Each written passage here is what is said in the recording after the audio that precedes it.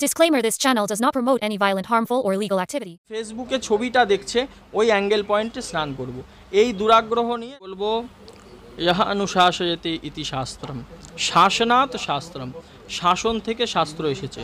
King কর্তব্য আর কি অকর্তব্য।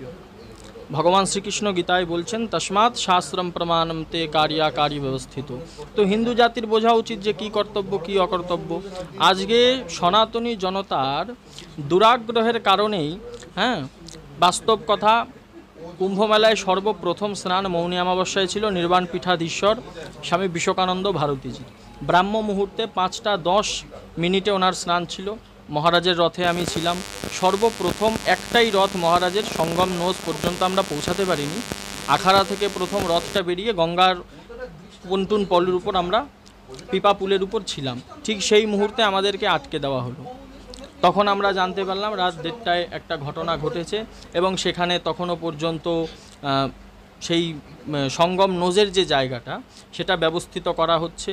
মেলা অধিকারী স্নানের অনুগ্রহ করলেও মহারাজজি সেই মুহূর্তে সেই জায়গায় দাঁড়িয়ে ডিসিশন নিলেন যে আমরা স্নান করব না, এবং তৎসহ তার পিছনে থাকা 12টি যে অবশিষ্ট আখাড়া, সমস্ত আখাড়া স্নান না করার সিদ্ধান্ত নিয়েছে। আসল কথা হচ্ছে অনুশাসন। আজকে ফেসবুক থেকে শুরু করে সমস্ত সোশ্যাল মিডিয়ায় ভাইরাল হচ্ছে কি সঙ্গম নোজের একটা অ্যাঙ্গেল যে সেই ঠিক গঙ্গা যমুনা সঙ্গমের সেই অ্যাঙ্গেল পয়েন্টটা ফেসবুকে ভাইরাল হচ্ছে। আর হিন্দু জনতা, দুরাগ্রহী হিন্দু জনতা মনে করছে ওই সঙ্গম নোজেই আমাকে স্নান করতে হবে। তা নয়।